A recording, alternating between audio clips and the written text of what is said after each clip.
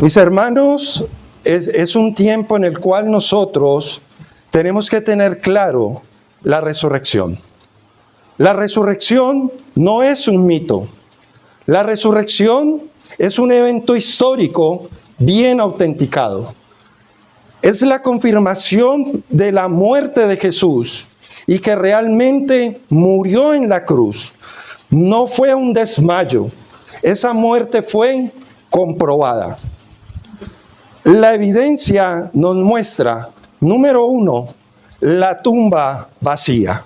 Y número 2, los testigos. Tenemos las mujeres, tenemos los apóstoles, tenemos más de 500 personas que vieron a Jesús.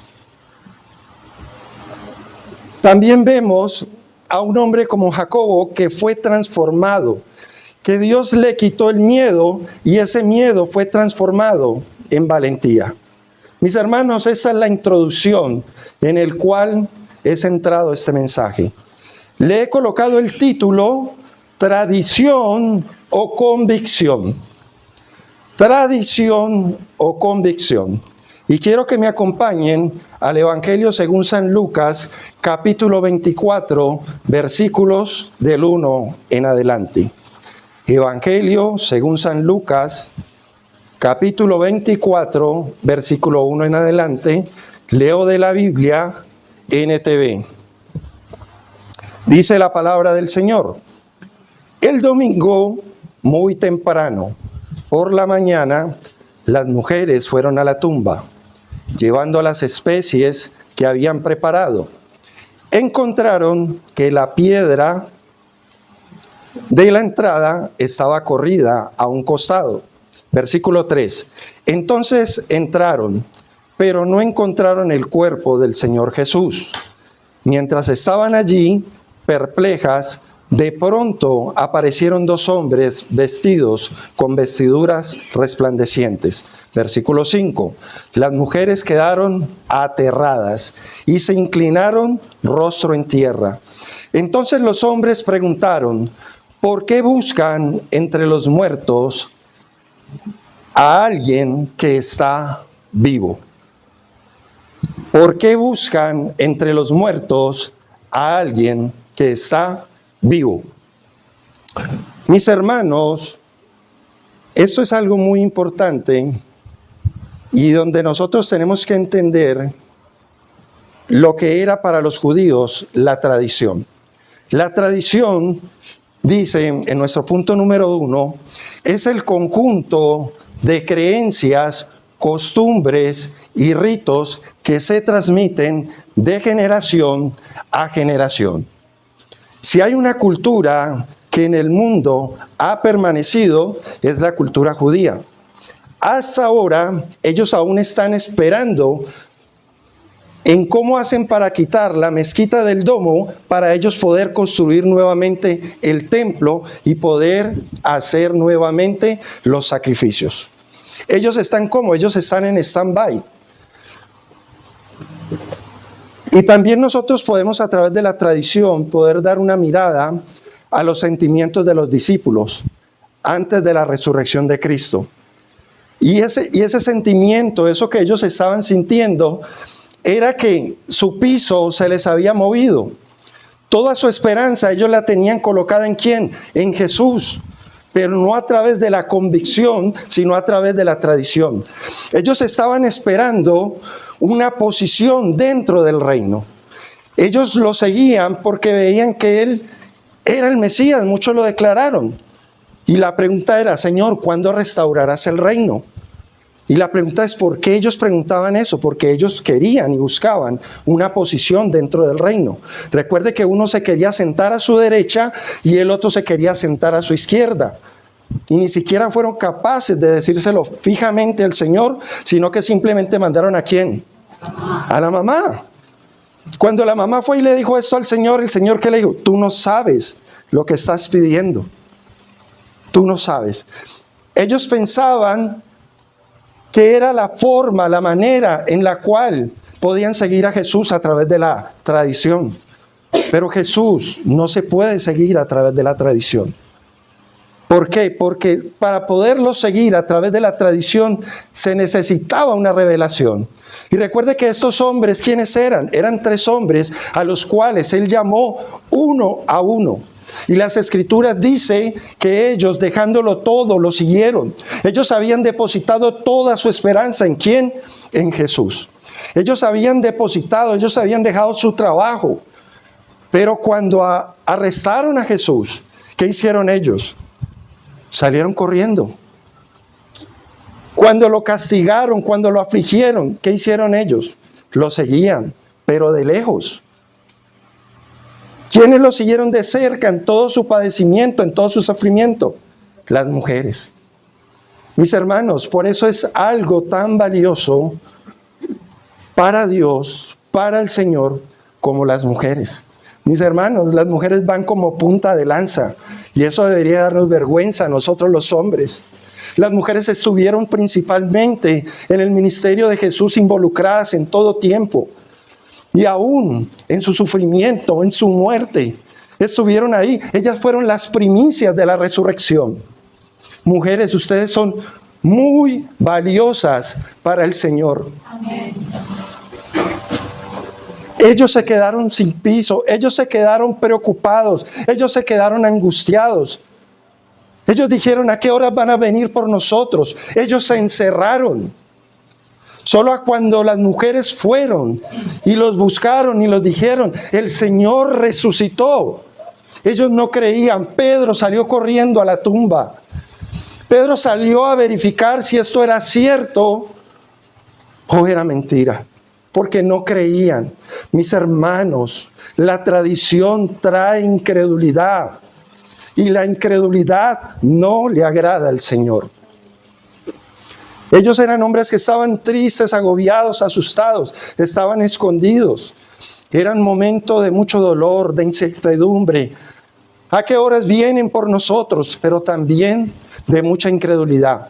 Es el daño que hace esta tradición cuando no deja ver el acontecimiento más glorioso. Mis hermanos, este es el acontecimiento más glorioso y es la resurrección de Cristo. Sin la resurrección de Cristo no hay evangelio.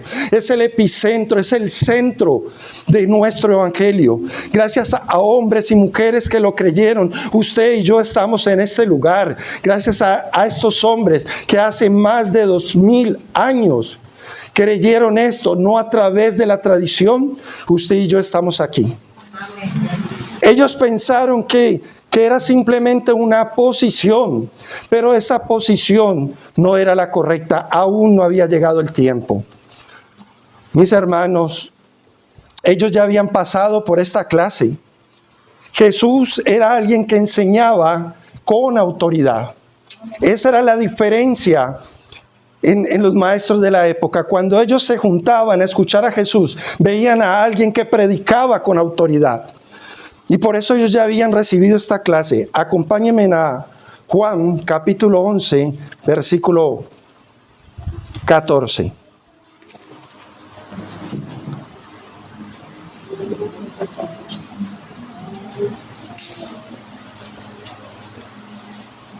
Juan capítulo 11, versículo 14. Dice la palabra del Señor. Por eso les dijo claramente, Lázaro está muerto. Y por el bien de ustedes me alegro de no haber estado allí, porque ahora ustedes van a creer de verdad. Vamos a verlo. Mis hermanos, Lázaro había muerto. Lázaro estaba muy enfermo, le mandaron a avisar al Señor, pero el Señor retardó su llegada. No pasaron 1, no pasaron 2, no pasaron 3, pasaron 4 días. Mis hermanos, estamos viendo la resurrección temporal de Lázaro.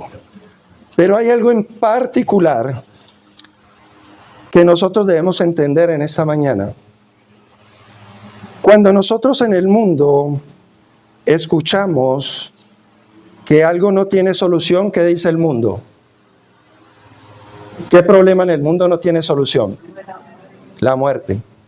Pues mis hermanos, déjenme decirle que al Dios al cual nosotros exaltamos venció la muerte. Ese Dios tiene el poder y la potestad. Por eso en el verso 16 se aparece otro personaje, adivine quién, Tomás, al que apodaban el gemelo. Les dijo a los otros discípulos: vamos nosotros también y moriremos con Jesús. Recuerde que a Jesús lo estaban buscando para prenderlo. Ya en ellos estaba infundado ¿qué? El temor. Pero vemos que aún así ellos van y ellos llegan a Betania. Quedaba solo unos pocos kilómetros de Jerusalén y mucha gente se había acercado para consolar a Marta y a María por la pérdida de su hermano. Cuando Marta se enteró de que Jesús estaba por llegar, salió a su encuentro, pero María se quedó en la casa. Marta le dijo a Jesús, ¿qué creen ustedes que le dijo Marta a Jesús? Señor, si tan solo hubieras estado aquí, mi hermano no hubiera muerto. Ay, mis hermanos, nosotros, por naturaleza, cuando perdemos un ser querido, es la primera recriminación que le hacemos a Dios. Señor, ¿por qué? Pero Señor, ¿por qué?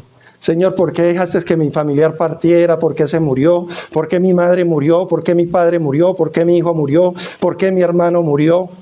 Mis hermanos, yo quiero decirles algo en esta mañana. El día en que nacemos solo es dado por Dios. Y el día que partimos de este lugar solo es dado por Dios. Nosotros no tenemos cómo agregarle un segundo a nuestra existencia. Es solo Dios, es solo Dios. ¿Por qué lo hace? ¿Por qué lo permite? Pero acá estábamos viendo una recriminación de una mujer. ¿Y se vale recriminar? Sí, se vale. Pero debemos entender el qué, no el por qué, sino el para qué. Hay una razón muy importante. Y sigamos leyendo. Versículo 21. Marta le dijo a Jesús: Señor, si tan solo hubieras estado aquí, mi hermano no habría muerto. Pero aún ahora yo sé que Dios te dará todo lo que pidas. Jesús le dijo: tu hermano resucitará. Versículo 24. Es cierto, respondió Marta, resucitará cuando resuciten todos en el día final. Y mire que la tradición decía que sí había resurrección para los judíos, para la cultura. ¿Pero cuándo? En el día final. Y por eso Jesús le dijo, versículo 25, yo soy la resurrección y la vida. El que cree en mí vivirá aún después de haber muerto. Todo el que vive en mí y cree en mí jamás morirá. ¿Lo crees, Marta? Iglesia Bíblica de Evangelio y Verdad, ¿lo crees? Amén. Mis hermanos, es el poder vivificador de Cristo, es el poder de la palabra de Dios. Jesús fue al camino. Cuando María llegó y vio que Jesús cayó a sus pies, dijo, ahí es que le dijo María al Señor: Señor, si tan solo hubieras estado. La misma recriminación de la hermana. Señor, si tan solo hubieras estado aquí, mi hermano no habría muerto. Mis hermanos, vemos que esto se transmite de generación en generación. Por eso es muy importante a quién tú escuchas. Por eso es muy importante el tener una relación con nuestro Dios. El poder entender, el poder vivir la palabra de Dios de la manera correcta. Eran muy íntimas, eran muy cercanas al Señor, pero no entendían. Ellos vieron que Jesús podía sanar, ellos vieron que Jesús podía hacer milagros maravillosos. Y ellos dijeron, pero ¿por qué no vino? Hizo el milagro tan sencillo de sanarlo. Pero Jesús quería manifestar su gloria. Jesús quería darle una clase ¿a quién? A sus discípulos. Y si en este lugar hay discípulos de Dios, debemos entender la capacidad del poder del Dios al cual nosotros servimos. El Dios que nos arrebató de las tinieblas a su luz admirable. Amén. Jesús en el versículo 34 preguntó, ¿dónde lo pusieron? Señor, ven a verlo. Entonces Jesús lloró. ¿Se vale llorar? Claro que sí. A uno todos los días no se le mueren los familiares. Se vale llorar. Se vale tener tristeza. Hay que hacer el duelo. Es necesario el duelo. Jesús lloró. La gente que estaba cerca dijo, miren cuánto lo amaban. Pero otros decían, este hombre sanó a un ciego. ¿Acaso no podría impedir que Lázaro muriera? Jesús todavía estaba, ¿cómo? Enojado. Mis hermanos, la incredulidad hace que el Señor se enoje.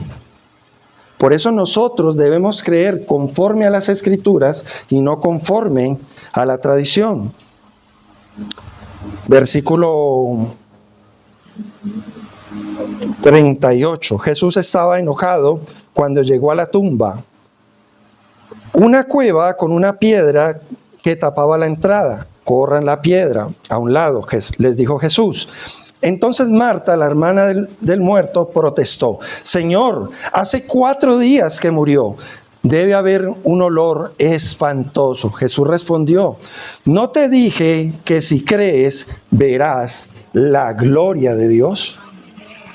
Creer, creer, creer. ¿Qué es lo contrario a creer? Mis hermanos, Jesús estaba atacando en ellos el problema más grande que existía, que era la incredulidad. Así que corrieron la piedra a un lado. Entonces Jesús miró al cielo y dijo, Padre, gracias por haberme oído.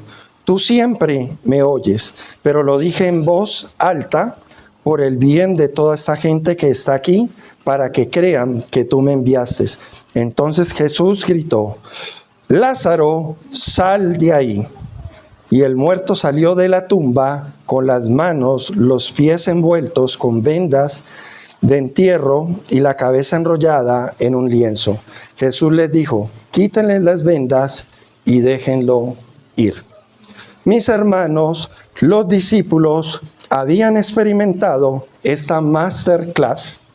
Ellos habían visto con sus propios ojos. Ellos mismos habían hecho milagros. ¿Recuerdan en la comisión de los 70 donde Jesús los envía de 2 en 2? Ellos hacían milagros, ellos habían experimentado la gloria de Dios.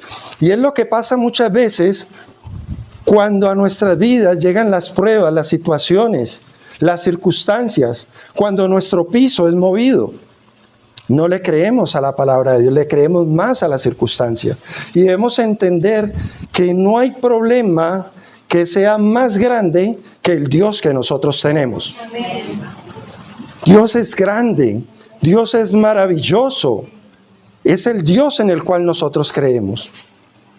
Jesús se enojó con esta generación porque no entendieron lo que Él quería enseñar. Y aún viendo con sus propios ojos, ellos vieron cómo había resucitado a Lázaro. Pero era necesario que ellos pudieran recordar las Escrituras. Y por eso es importante. En el Antiguo Testamento vemos más de 280 profecías acerca del Cristo. En Isaías 53 lo vemos, en Isaías 42. Podemos ver escrituras exactas, 750 años antes de que le ocurriera esto al Cristo. Mis hermanos, necesitamos entender, y esto nos lleva a la generación actual. La generación actual, la pregunta es, ¿cómo estará el Señor con la generación actual? Y cuando hablamos de generación actual, estamos hablando de los rituales de cada año. Estamos hablando de la Semana Santa. Estamos hablando de procesiones, rituales religiosos. Estamos hablando de la burla. Porque así como estos hombres se burlaron de Jesús, ay, pero si este no pudo sanarlo, pues ¿cómo pudo sanar a otros? Mis hermanos, hoy en día pasa eso con la tradición, llamándole santa una semana que no es santa, cuando el santo es Él. Él es el santo. Cuando Él nos lleva y nos llama, no a seguir un ritual de una semana. Cuando nosotros vemos para el mundo, ¿qué es la Semana Santa? No, pues una semana de descanso. Una semana en la cual podemos pasear. Y yo los invito mañana a que ustedes puedan ir a las estadísticas y puedan ver la cantidad de accidentes, la cantidad de personas que han fallecido porque salieron a pasear en la Semana Santa. Mis hermanos, no es una semana lo que nosotros guardamos. Nosotros guardamos nuestras vidas para el Señor. Y es cuando nosotros dimensionamos y le damos el valor correcto a lo que es santo.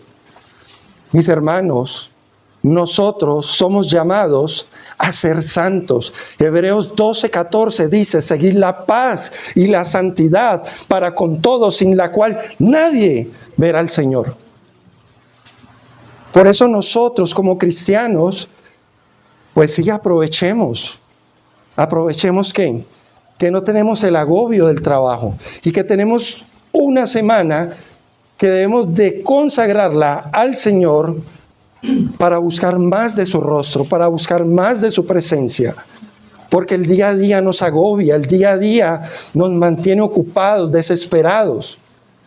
Porque no encontramos tiempo para buscarlos. Pero mis hermanos, es el deleite más grande que nosotros podemos tener, el poder apartar tiempo para Él, el poder decirte, Señor, aquí estoy, en medio de mis pruebas, de mis errores, en medio de mi dolor, Señor, aquí estoy.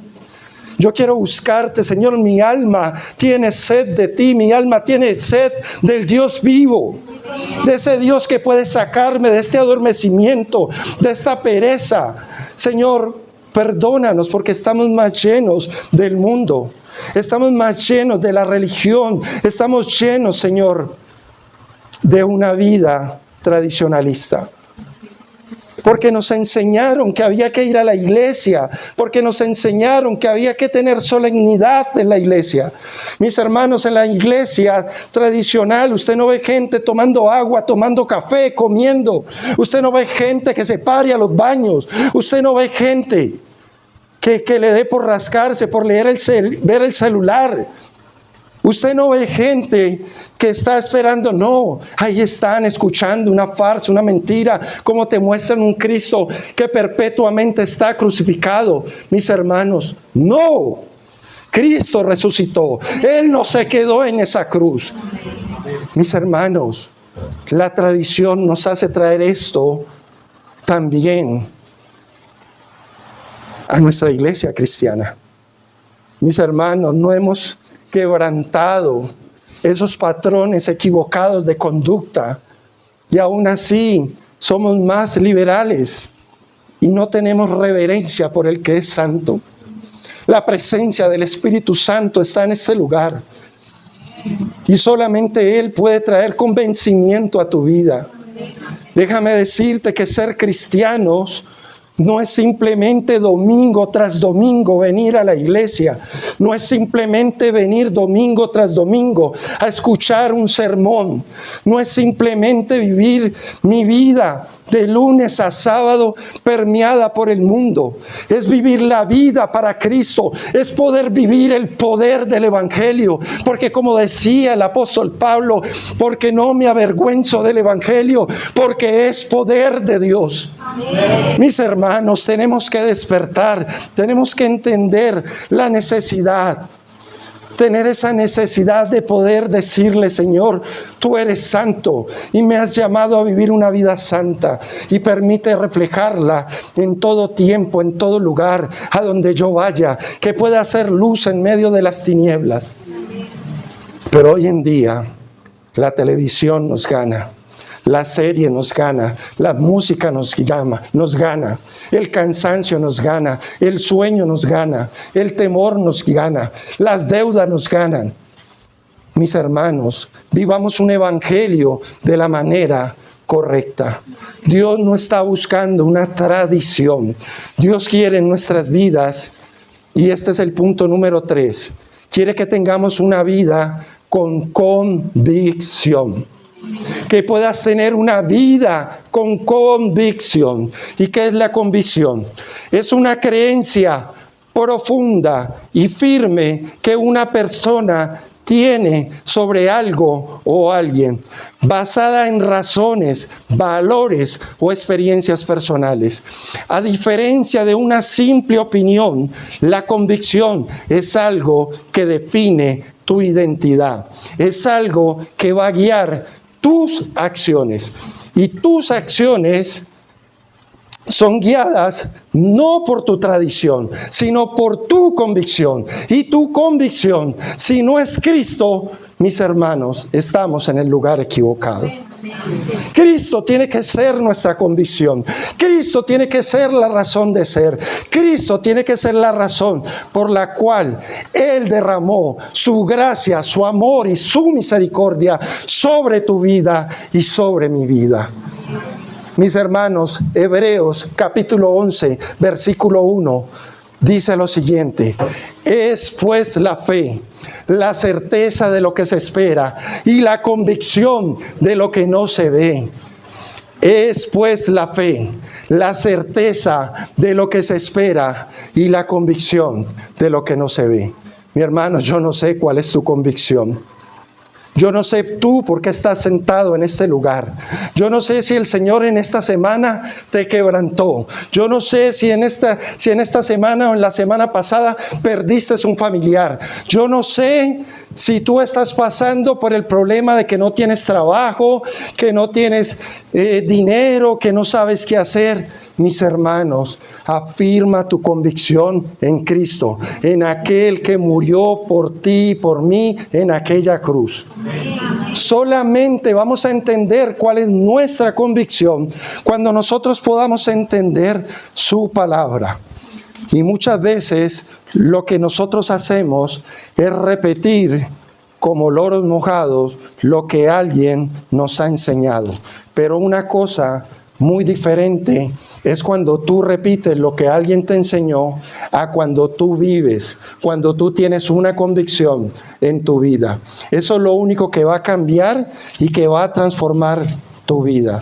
Mis hermanos, antes de la resurrección, nosotros tenemos que entender la muerte. Si nosotros no entendemos la muerte, lo que pasó en la muerte de Jesús, nosotros no vamos a tener claro lo que es la resurrección. Y es el motivo por el cual nosotros hoy estamos de fiesta. Nosotros no celebramos a Cristo cada año, nosotros celebramos a Cristo cada domingo cuando nos reunimos. Aquí exaltamos el nombre de Cristo, aquí exaltamos a aquel que se levantó de entre los muertos. ¿Cuántos dicen? Amén. Mis hermanos, acompáñenme al Evangelio según San Mateo, capítulo 45, para que nosotros podamos tener un panorama más claro. Mateo, capítulo 27, versículo 45. Mateo, capítulo 27, versículo 45, para que nosotros podamos tener un panorama mucho más claro acerca de la muerte de Cristo. Dice las Escrituras: al mediodía la tierra se llenó de oscuridad hasta las 3 de la tarde. Mis hermanos, no fue un eclipse. Los eclipses no duran tanto. La tierra se llenó de oscuridad hasta las 3 de la tarde. A eso de las 3 de la tarde, Jesús clamó en voz fuerte: Elí, Elí, lama sabatani, que significa: Dios mío, ¿por qué me has abandonado? Algunos que pasaban por allí entendieron mal y pensaron que estaban llamando al profeta Elías. Uno de ellos corrió y empapó una esponja en vino agrio, la puso sobre una caña de junco y la levantó para que pudiera beber. Pero los demás dijeron: espera, a ver si Elías viene a salvarlo. Versículo 50. Entonces Jesús volvió a gritar y entregó su espíritu. En ese momento, la cortina del santuario del templo se rasgó en dos, de arriba a abajo. La tierra tembló, las rocas se partieron en dos y las tumbas se abrieron. Los cuerpos de muchos hombres y mujeres justos que habían muerto resucitaron. Salieron del cementerio luego de la resurrección de Jesús. Entraron en la santa ciudad de Jerusalén y se aparecieron a mucha gente. Y el oficial romano y los otros soldados que estaban en la crucifixión quedaron aterrorizados por el terremoto y por todo lo que había sucedido. Dijeron: este hombre verdaderamente era el Hijo de Dios. Mis hermanos, esto es un acontecimiento irrepetible. Esto jamás se puede volver a repetir. Esto fue un acontecimiento único en el universo, donde la Trinidad de Dios se separó, donde el Hijo experimentó el abandono del Padre, donde el Padre, viendo a su Hijo morir en una cruz y que no pudo hacer nada. Ese Dios que era santo, santo, santo, el justo murió en una cruz. ¿Y por quién murió ese justo en la cruz? Por nosotros. Mis hermanos, murió por nosotros. Aunque fueron 3 horas de oscuridad, para Jesús fue una agonía. Fueron 3 horas, pero para Cristo fue una eternidad, porque Él estaba pagando por el pecado de todas las generaciones. Y con eso significa que tenemos un Dios como generacional, que trata con cada generación. Dios trata de una manera particular con cada generación. Y Dios estaba tratando con esta generación. Era una generación que estaba experimentando el cumplimiento de la palabra de Dios. Toda la Escritura estaba reflejada en Cristo, desde Moisés, desde los profetas, desde los salmos. Todo lo que estaba escrito de Cristo se cumplió. Porque era necesario que el Cristo fuera humillado, fuera azotado, fuera crucificado, que muriera en una cruz, que fuera a la tumba, pero que al tercer día se levantaría. Amén. Mis hermanos, eso es gloria, eso es gloria. Y no porque nosotros lo mereciéramos. Mi hermano, ¿cómo no lo vamos a adorar? ¿Cómo no vamos a vivir una vida santa delante de Él? ¿Cómo no va a decirle: Señor, hoy valoramos tu sacrificio en la cruz? Hoy te doy gracias por todo lo que has hecho, por todo lo que haces, pero también por todo lo que harás. Sabemos que tú no eres una tradición, tú eres una convicción firme, arraigada en nuestros corazones. Mis hermanos, necesitamos entender que la muerte de Jesús es algo maravilloso y irrepetible. Por eso no lo podemos crucificar cada año, no. Eso fue una sola vez y para siempre. Y gracias a su sacrificio, nosotros tenemos entrada libre delante del trono de la gracia. Por cuanto ese velo se partió en dos, mis hermanos, tenemos un sumo sacerdote, y ese es Cristo, por el cual podemos entrar libremente delante del trono de la gracia. Mis hermanos, el llamado en esta mañana es que podamos obedecer al Señor. La obediencia es muy importante. La obediencia es importante. Mis hermanos, quiero colocarles un ejemplo que está en el libro de Job. Y yo no he visto un hombre en el cual Dios le hable tan fuerte durante tanto tiempo. Usted puede ver, y si usted aprovechó esta semana, y espero que haya leído mucha Biblia, que se haya llenado de la presencia del Señor, usted puede leer el libro de Job, le queda de tarea para esta mañana, pero en específico, capítulo 38, 39, 40, 41. Mi hermano, yo no he escuchado a alguien al que el Señor le hable tan fuerte y tan claro. Donde en el capítulo 32 le diga, sé hombre. Ahora yo te preguntaré y tú me responderás. ¿Sabe qué le dijo Job en el capítulo 42, verso 5? Dijo, hasta ahora solo había oído de ti. Solo había oído de ti.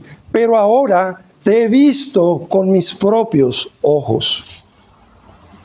Me retracto de todo lo que dije y me siento en polvo y en ceniza en señal de arrepentimiento. Mis hermanos, yo no sé si tú a través de la tradición has escuchado del Señor y que si tú piensas que el venir a este lugar es lo mismo que nos enseñaron nuestros padres, venir a la iglesia, sentarnos, pararnos, cantar, amén y chao para la casa. No, mis hermanos. Tú tendrás una convicción arraigada en tu corazón el día que tengas un encuentro con ese Cristo resurrecto. Hasta que no tengamos ese encuentro con ese Cristo que resucitó, mis hermanos, nuestras vidas no van a cambiar y simplemente tenemos religión. El Señor demanda de nosotros una obediencia total. Y yo pienso que en esta mañana debemos colocarnos a cuentas con el Señor. Que quite nuestras tradiciones que nos llevan al pecado de la incredulidad. Yo pienso que es la hora en la cual nosotros podamos decirle, Señor, aquí estamos, pero no estamos jugando a ser iglesia. No estamos jugando con tu sangre, no estamos jugando con tu gracia, no tenemos licencia para pecar, sino licencia para vivir una vida santa, apartada y consagrada para ti. Señor, como iglesia tenemos que madurar. Yo sé que las Escrituras dicen que debemos de anhelar la leche espiritual, no adulterada como los niños. Pero mis hermanos, aquí no hay niños. Aquí yo veo hombres y mujeres que están hambrientas y sedientas por un alimento sólido. Mis hermanos, nosotros tenemos un hombre que da señales de Cristo en su vida, que da señales de testimonio. Domingo tras domingo se para en este púlpito a hablar y a enseñarnos de la palabra. Domingo tras domingo yo puedo ver en él que Dios nos está hablando, que Dios nos está llamando. De ti depende que al escuchar esa palabra tú puedas obedecer no al hombre, sino al Señor. Mis hermanos, la tradición confrontó a Jesús y le dijeron, ¿por qué tus discípulos no ayunan? ¿Por qué tus discípulos no guardan el día de reposo? Mis hermanos, porque ellos estaban de fiesta. El novio estaba con ellos. Pero llegará el día cuando el novio se ha quitado y entonces sí orarán y entonces sí ayunarán. Mis hermanos, en la vida de estos hombres del primer siglo, experimentaron todas estas cosas que nosotros experimentamos, el desánimo, el dolor, pero solamente cuando ellos reconocieron a Cristo, cuando Él se les presentó, su vida fue cambiada y transformada. Mis hermanos, una cosa son los discípulos antes de la muerte de Jesús y otra cosa son los discípulos después de la muerte de Jesús. Una cosa es Cristo antes de llegar a tu vida y otra cosa es Cristo cuando llega a tu vida. Mis hermanos, hombres y mujeres que no les dio miedo confesar su fe, estaban escondidos y salieron a predicar el evangelio, a traer las buenas nuevas de salvación. Y por eso en el evangelio de San Lucas, en el capítulo 24, más adelante, estaba el Esdras, dos hombres que iban caminando y de repente el Señor se les apareció. Y estaban con un tema muy interesante y el Señor les pregunta, ¿cuál es ese tema? ¿Cómo así? ¿Tú eres el único hombre que no sabes lo que ocurrió? ¿Tú eres el único que no sabe? Mira que lo mataron, lo crucificaron y dicen que resucitó. Mis hermanos, había un mandato del Señor. Ellos no se podían mover de Jerusalén. Y estos hombres iban camino a Emaús. Y el Señor los exhortó y los regañó. Y les dijo, ¿por qué son tan incrédulos? ¿Por qué no creen? Era necesario que el Cristo muriera. Era necesario que el Cristo resucitara. Mis hermanos, estos hombres, cuando Él les habló, sentía que su corazón les ardía. E inmediatamente se devolvieron a Jerusalén. ¿Qué había en Jerusalén? En Jerusalén había una promesa. Y esa promesa fue la que Él les hizo.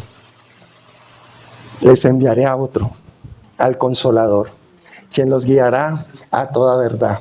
El que los convencerá de pecado, de justicia y de juicio. De pecado por cuanto no creen en mí. De justicia por cuanto voy al Padre y no me verán más. Y de juicio por cuanto el príncipe de este mundo ya ha sido juzgado. Mis hermanos, esa es la gloriosa esperanza que nosotros tenemos. Esta es la esperanza que nosotros tenemos, que necesitamos del Espíritu Santo en nuestras vidas. Necesitamos de ese Cristo glorificado en nuestras vidas. Mis hermanos, predica la palabra a tiempo y a destiempo. Mis hermanos, puede ser que un familiar partió. Sí, duele mucho, mis hermanos, pero si tú eres lleno del Espíritu Santo, ninguno de tu familia se irá sin que tú le puedas compartir el Evangelio de Cristo, sin que tú le puedas compartir las buenas nuevas de salvación. Mis hermanos, en esta mañana, yo quiero pedirles que ustedes puedan entender la necesidad que tenemos de Cristo. Su palabra declara en 2 Corintios 5:17, de modo que si alguno está en Cristo, nueva criatura es. Las cosas viejas pasaron y he aquí todas son hechas nuevas.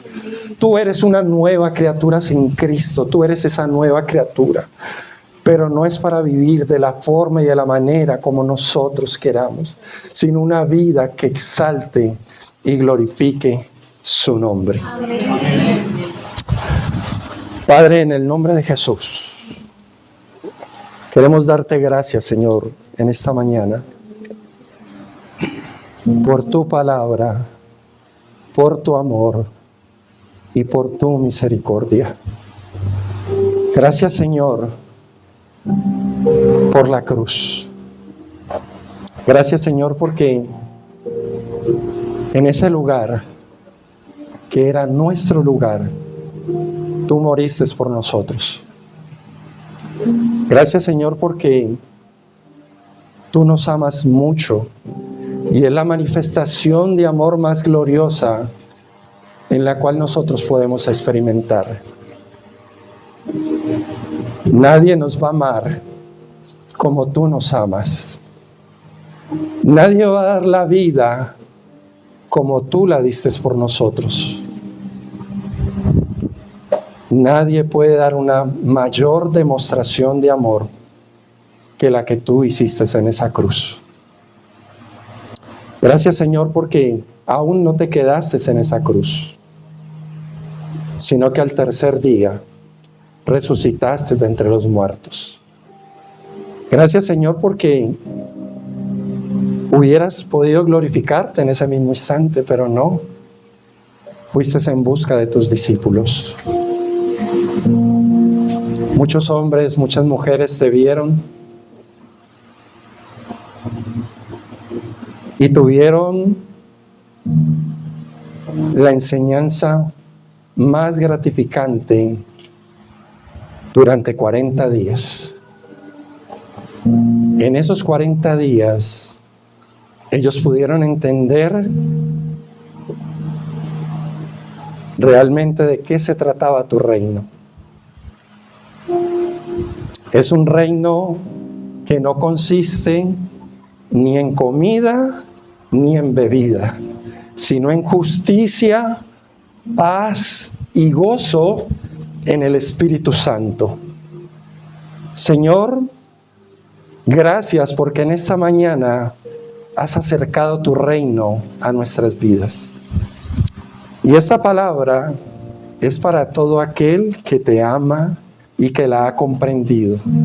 Y yo oro por ellos, bendito Dios del cielo y de la tierra, para que puedan entender que tú eres la resurrección y la vida.